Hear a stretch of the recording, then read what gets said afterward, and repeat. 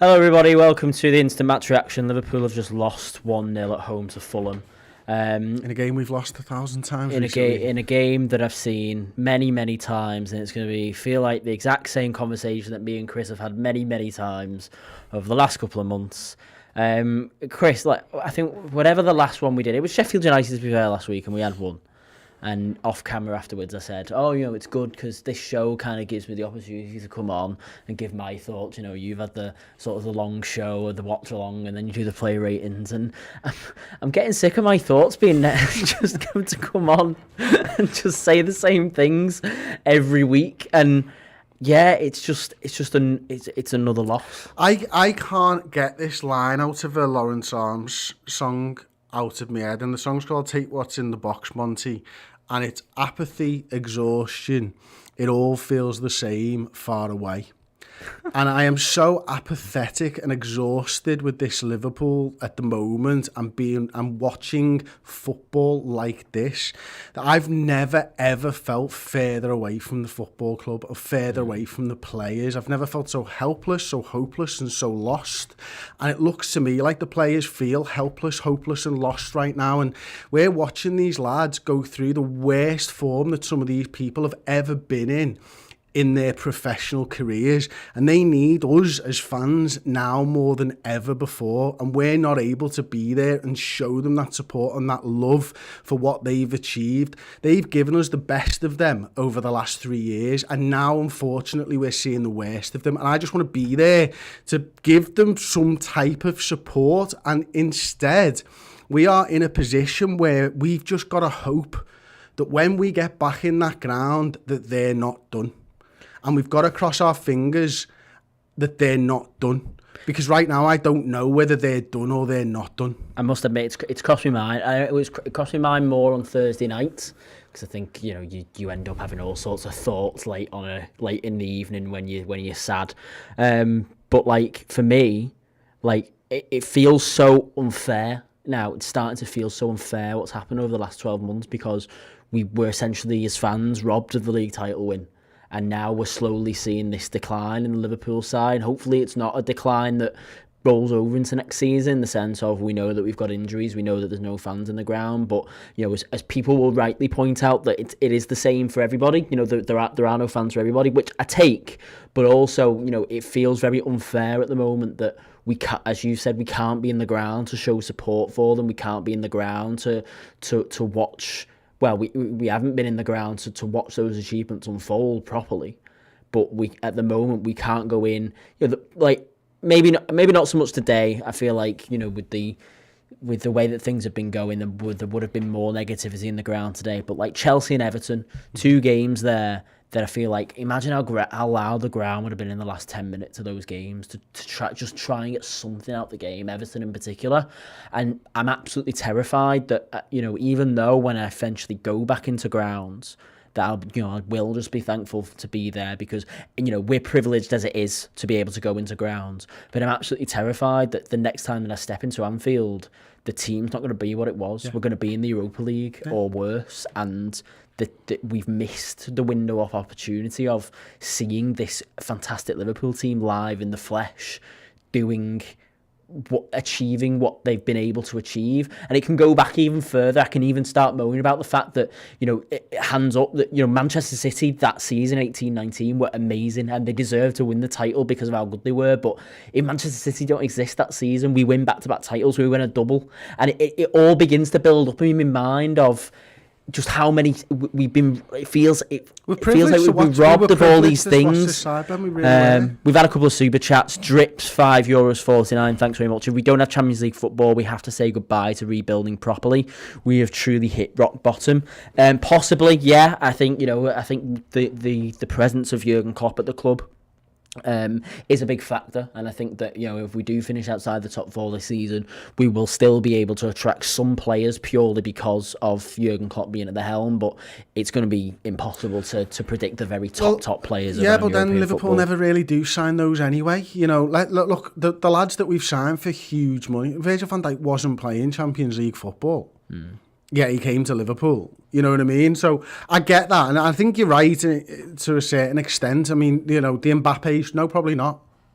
But there's other players out there that we can get and go on and improve. And that's the thing. Like, I do think that Liverpool need to freshen things up. I'm not going to go so far as to say it's a whole new rebuild, but I need to know, and I think Klopp will need to know when the team's back together, what this Liverpool side are and who they are and how good they are when they're all back together. And I think most football fans will agree with this. You know, dyed-in-the-wool football fans and football players will understand that what Klopp and this Liverpool side has gone through this season is almost unheard of. So you can't tell me that, like, a player in another league can look at that and go, my word, they lost everybody throughout this, everybody. So they will bounce back and they will be better. And I think football players will understand that with Jurgen Klopp at the helm and everybody fit and available, then that we will be a much better side than we're showing right now. The problem is that our squad clearly isn't good enough. And that's the thing. Like, I want Liverpool to win doubles, like you mentioned before, leagues and European Cups and stuff like that. Our squad isn't good enough, even when everyone's fit, I think, to win those doubles, to win trebles, because we don't have the strength and depth there. Man City do, but they have something else that's missing right now. They may go on and win multiple trophies this year, European trophies, all that type of stuff. But they've got a big enough squad that they can do that. I don't think Liverpool have got a big enough squad to win a treble, is what I'm trying to say, when everyone's fit and available. So we do need to freshen things up. James Lim, you don't think the virus was made?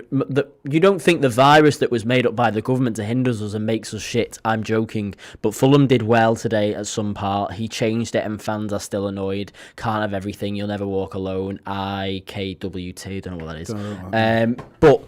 Yeah.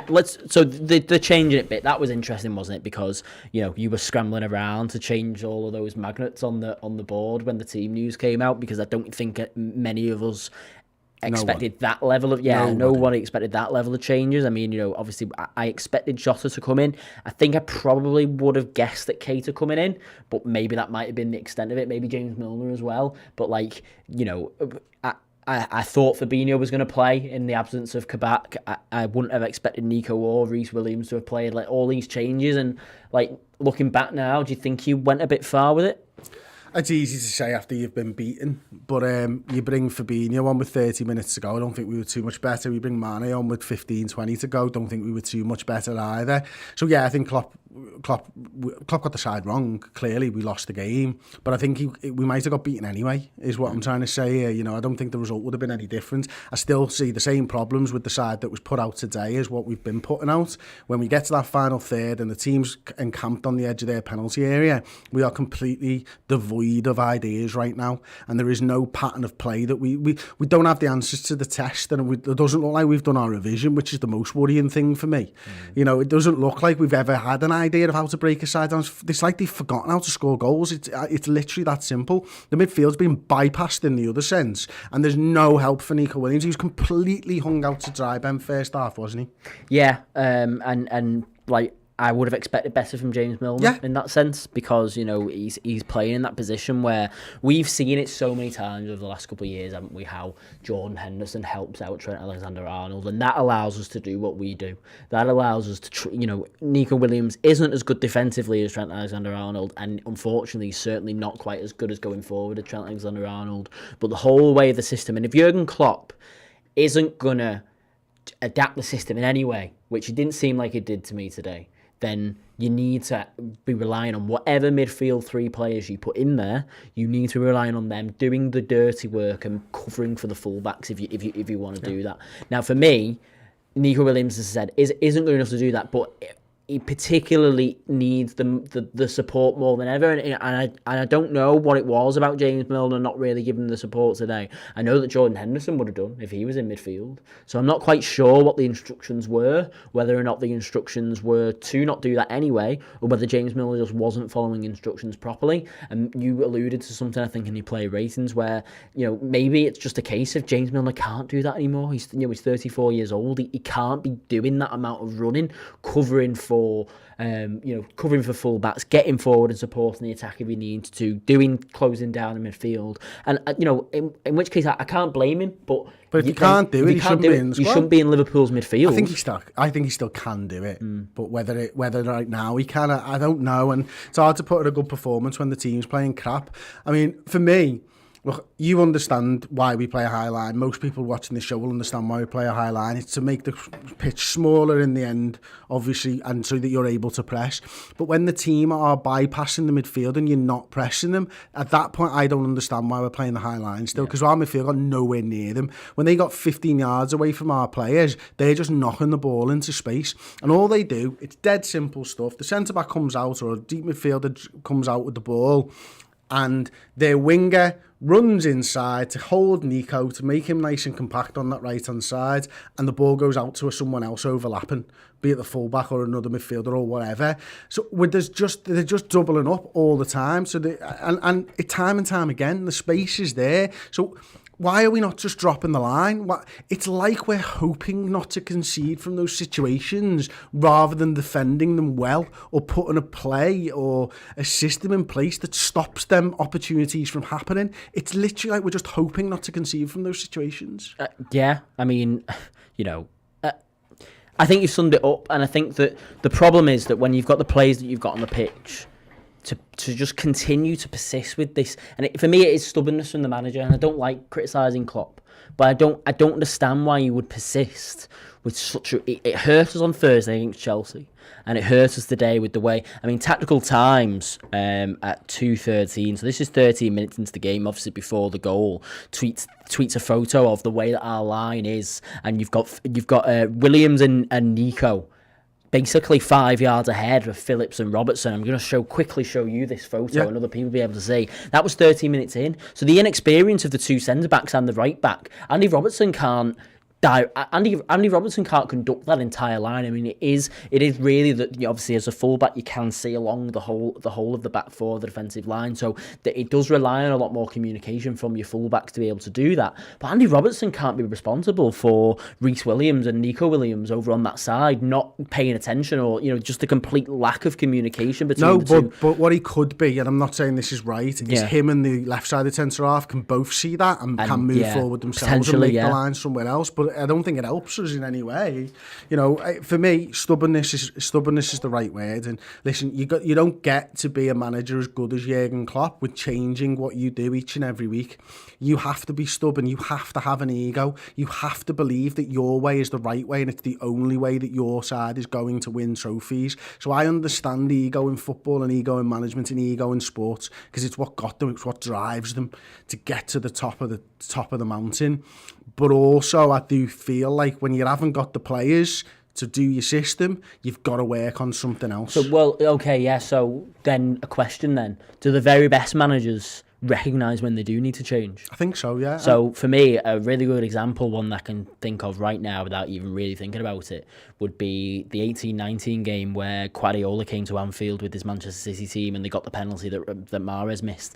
That day, Pep Guardiola fundamentally changed the way he played, because he knows that, up until this year, he knows that up until that point, every single time he came to Anfield, we completely washed them away. And he knew that day, he barely committed his fullbacks over the halfway line that day. He sat deep and he changed, and it very, very nearly paid off. If not for a missed penalty, they very nearly took all 3 points. And again, that's just without thinking. So for me, I know Jurgen Klopp's one of the best managers that Liverpool's ever had, and he will go down as one of the best and possibly most influential managers that the Premier League's ever seen. But the very, very top managers, and I can't really think of many exceptions, will recognise when they need to make tweaks. And so far at the moment, it feels blindingly obvious to everybody else but Jurgen Klopp that something needs to change. I think you're right. It does, and I think Jurgen thought he was going to get players back, so there's no point in putting the effort in on the training ground, because his players would be back and he'd be able to play the way, and then they'd have wasted 2 months of training for a new system and a deeper line and what that means to midfield and everything else. That hasn't come to fruition, and it doesn't look like it's going to come to fruition. So at some point, I think you need to change what you're doing. I think Liverpool needed to change it today, but not only the defensive side of things. Defence is one issue, yeah. The attack's even a bigger issue at the moment for me. I mean, we're just not scoring goals. We don't look likely to score goals. We don't know. It's like we've forgotten how to put the ball in the back of the net, Ben. I'll go through some super chats. We've had a few more.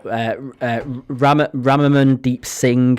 Sorry if I pronounced your name wrong. Sacking Klopp would be absolutely crazy. Our injuries is an excuse for not mounting a challenge for the title, not an excuse for losing to Fulham. Yeah, I'd agree. I think it's difficult with the injuries because we don't know where we'd have been with them. I know that we'd be a lot higher in the table and we'd have won a lot more football matches, but not an excuse for losing to Fulham. I don't know if I agree with that or not because I've accepted that this isn't going to change until we get those players back. We're not going to be able to mount consistent performances until we're able to mount a consistent side, and B, that consistent side is one of quality. That team today is a mid-table side at best. Like the three of the back four at best. Three of the back four would struggle to get a game for any other Premier League team. Yeah. Maybe Sheffield United and Newcastle at the moment. Nat Phillips would have a game for. But Nico Williams, I'm not sure we'd get. Never mind the defending champion. So it's difficult. Lewis Merritt, Ox didn't play today. His Liverpool career is over. Maybe a good point.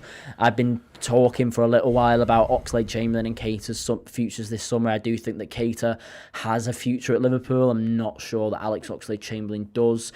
James Lynn came back with another £10 super chat. Thanks very much, mate. IKWT means in Klopp we trust. Okay. Nat and Reece did well personally. The resting may work to our advantage against Red Bull Leipzig. The players have got far too big for their boots and thought they'd walk the league. Klopp in. I don't know if they thought they'd walk the league. I think they knew. Maybe in the winter period where we were early December where we were putting together a few impressive wins and a string of impressive performances. Maybe they begun to think that the injuries weren't going to affect them or whatever, but it's so hard to quantify what professional football players think, and I think it's difficult to get that mentality. I think this one from Leon Gary as well. Hi guys, surely fans would not feel right celebrating last year's title when the restrictions lifted. Seems way too far away now. What do you think? Yeah, maybe. Yeah, it's gone. It's a shame. That's why I was talking about at the beginning. Really, it feels like we've been robbed of it, and that hurts even more now because you know that we're not going to win it this season, and I'm trying not to sound bitter, but knowing that Manchester City are going to have some fans in on the last day to watch them win the league stings. It just does. And it's great that fans are going to be able to get back in, just from a small bias perspective, obviously. And then one more a little bit lower down. Shane Callan questioning the appointment of Chris Morgan in the summer as head of physio with all the injuries, knocks and severe lack of energy. I think I'm not medically qualified. I don't know enough about Chris Morgan left us and went to Arsenal, was it? I think, and then he's been brought back. Yeah. So Klopp, I think, had worked with Morgan before. Yeah. So I don't think there's any issues there, and I think we're maybe looking a little bit too deep into these things at the moment, to be honest with you. It might be, but I certainly don't know enough about the looking after sports peak athletes to be able to comment on the work that the physios do. We don't see enough of it. Brody Bradley, FSG out. They have crippled us since we won the Champions League. It's as if we had less money before we won these rich, prestigious competitions. I don't want to comment on that. It's difficult. This isn't the place for it. I understand the money side of things. I mean, I'm not FSG out, and I've said this a lot of times. I want Liverpool to be backed, of course, but I also understand the world that we're living in, and this pandemic and what that means for a frugal football club, which is unfortunately what Liverpool are under FSG. I mean, it could be a lot worse and it could be a lot better. Be careful what you wish for. I think we've had a change of ownership once that didn't go particularly well. We were all there. We all lived through it. We were on the picket line fighting to get rid of those American owners, the ones that promised us the world and delivered us absolutely nothing. So difficult one. I think it might be Si in the comments here has just put big test for FSG this summer. I do completely agree there. I do think that right now, whether we make the top four or not, and I'm struggling to believe that we will at this point, we have to go out and try and add some reinforcements because as you said before, just the depth of the squad. When we've got a fully fit 11, I think we have the best team in the league. The best starting 11. We definitely had the best team in the league. I don't know whether we will do. Well, I think if you have a midfield three of Fabinho, Thiago, and Henderson who are fully on song, I think we do personally. And then you've got the addition of Jota, which we don't know what our best 11 looks like because we got it for about 15 minutes at Everton and then it disappeared. But the point is, I think our best 11 is the best, if not the second best. I think at the very worst, it's the second best in the league. Agreed. But as you said before, then it completely tails away below that. That's what the test is for FSG this summer. To be able to go in and buy players like Diogo Jota, who can either A, push players in the current 11 onto the bench, or B, make our options on the bench significantly improve to the point where we feel as if we've got strength. Manchester City's bench, if you just put aside the money that you've got at the moment, physically just look, they've got Sergio Aguero sitting on the bench today. You know what I mean? Like, and that's where we're falling short. My thing and why I said that, Ben, about I'm not sure whether we do have, because I think you're right. I think at worst it's second best team in the league. I just don't know. I don't know if it's easy to get that mentality monsters thing back, whether it's as simple, do you know what I mean, or whether there's something fundamentally gone from the side that may never come back. And again, we'll only know in the fullness of time, which is why I don't know. I think we've got the potential to be the best side in the league still with that 11, but I just don't know right now whether we will be. Any other super chats? I don't think there is. I mean, we're going to do the final word tomorrow on the website. I'm not going to be on it. I think Paul and Chris are going to be on there just discussing in depth and a little bit more of the intricacies of the game. Just a couple more points I think that was worth going over, Chris. I don't actually think that overall the back four were too bad today defensively. No. And I think obviously the goal, it's Mo Salah's fault for the goal. He's got his back to play. He tries to turn in a silly area. You taught from being this big at a Sunday League level as a kid. I remember my dad was always like, just play the way you're facing all the time. And if that involves, he needs a shout, maybe that's the thing. But it's not a great touch. He's trying to turn. He should just try and do something a bit more simple there for me. But overall, I thought I wouldn't say we looked solid because we gave chances up, but I think we dealt with things relatively well at times. Yeah, I think individual performances across the backline were okay. I think Nico had a much better second half than he did first half, obviously substituted later on for Trent. I think Phillips and Reece Williams did all right. Andy Robertson, I was a little disappointed, but I do think that's the change in how we're building up is not helping Andy Robertson to show us his best self going forwards. But yeah, I think I'd agree with that, mate. I think goal is Mo Salah's fault and the finish is absolutely fantastic. Super chat just coming from Lewis Merry there. Ben, I agree that Keita has a future, but Ox not. Milner and Keita just come back from injuries and getting ahead of him. Jones 20 gets ahead of him. Right now, yeah, Ox is well off the pace. But Keita today, I said to you before, and I think you said on the player ratings, I think Keita has a lot to give if he can stay fit. And I think today, I wouldn't say prove that conclusively, but I saw enough of Keita today, particularly in the first 20 minutes. I saw enough of Keita today to think that he really is what we're missing a little bit. And if you can get a run of games together, and obviously just him and Jota back in first 20 minutes, half an hour, I think they were a bit of a breath of fresh air. I think they were a little bit of it was just nice to see. I've said, we wanted change, we wanted something different. He made that many changes, it was a bit like that, but those are the two changes we were crying out for. And actually, I think for periods of the game, Keita has makes a silly tackle late on that kind of breaks down the Fulham trying to break away. But overall, I think Keita's contribution today was just about as good as I expected it to be, given that he's just coming back from injury. It's his first start, and if we win that game 1-0. Then we're talking about a relatively promising performance for the future, I think, from Keita. Yeah, I love Naby Keita. I think he's a brilliant player. He plays with a freedom that our other midfielders don't. I think he's the best at sort of transition between midfield and attack and linking them up well. And he does that with the ball at his feet. He can do that playing a pass, and he's just got drive. And it's like he's direct, and that's what I really like about him. Plays with his head up, always looking for a pass and stuff. I just wanted to bring a comment in from our Discord, Joseph Clark, who's just said, we just have to write this season off now. See it through, go again next season. Forget targets, just see it through. This team has given us a lot of joy in the last few years. We'll be back soon, I'm sure. And I like that, and I agree with a lot of what Joseph has said there. In fact, all of it. Seems like a good place to round up, to be honest. We'll be back tomorrow with all the post-match content on the website. Head over there for the final word, etc., etc. We'll be back in the week for the Champions League. Paul and Chris will be back. We're 2-0 up in that game. We've got a 2-0 head start, so fingers crossed we can see that. We may well need it. Thanks very much for watching, everybody. We'll be back soon. Goodbye.